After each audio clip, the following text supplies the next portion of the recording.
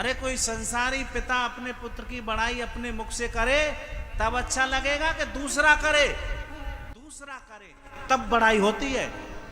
अब कोई विद्वान है और अपने ही मुख से बड़ाई करे जा रहा है तो वो विद्वानता नहीं है। कोई दूसरा बड़ाई करे तब है विद्वानता, तब कहते हैं विद्वानता, उसे कहते हैं विद्वानता।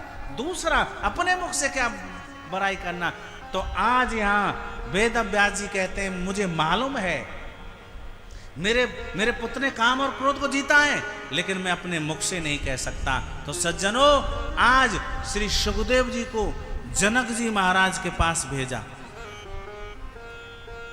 काम और क्रोध को जीता है कि नहीं जनक जी से कहलवा दिया शिष्यों को भेज करके। सुखदेव को पता भी नहीं है कि वहां जनक जी महाराज से कह दो कि वेद व्यास जी अपने पुत्र सुखदेव को तुम्हारे पास भेजेंगे परीक्षा के लिए कि मेरे पुत्र सुखदेव ने काम और क्रोध को जीता है कि नहीं, आप इसका निर्णय करोगे।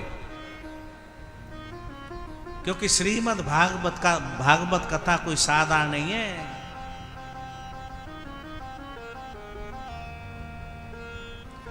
श्रीमद् भागवती वार्ता सुराणामपि दुर्लभा, जो देवताओं के लिए भी दुर्लभ है वो है श्रीमद् भागवत कथा।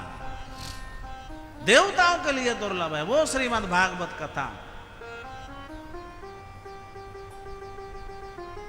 आज महाराज श्री सुखदेव जी को भेजा, बोले बेटा जाओ अभी थोड़ा वेदों की विद्या तुमको पढ़नी है, जनक जी महाराज के पास जाओ।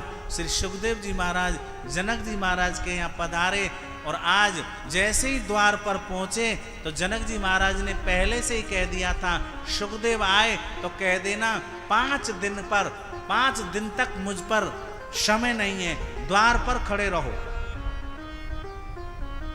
जनक जी के शिष्यों ने कह दिया देखो ऐसा है, आप हमको पता है आप व्यास नंदन हैं, सुखदेव आपका नाम है, लेकिन हमारे महाराज पर बोले जनक जी महाराज पर अभी समय नहीं है, 5 दिन तक आपको वेटिंग में रहना पड़ेगा, वेट करना पड़ेगा, इंतजार करना पड़ेगा। बोले ठीक है।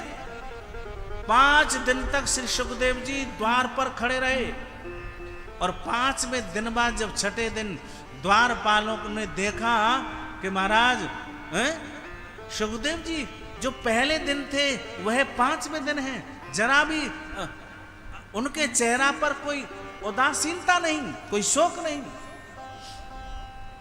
जनक जी महाराज ने कहा धन्य सुखदेव तेरे लिए, तुमने क्रोध को जीत लिया। क्रोध को, अरे महाराज कोई संसारी व्यक्ति तुम्हारे दरवाजे पर आए और 5 मिनट 10 मिनट तुम गेट ना खोलो तो महाराज भड़क जाता है, भड़क जाता है। अरे तुमको पता नहीं था हम आने वाले थे और तुमने दरवाजा नहीं खोला, कितनी धूप पड़ रही है, धूप के मारे जान निकल रही है हमारी, दरवाजा खोलते नहीं, बेल बजाई। लेकिन सुखदेव जी 5 दिन तक खड़े रहे। ऐसा सुखदेव जी का निर्मल जीवन।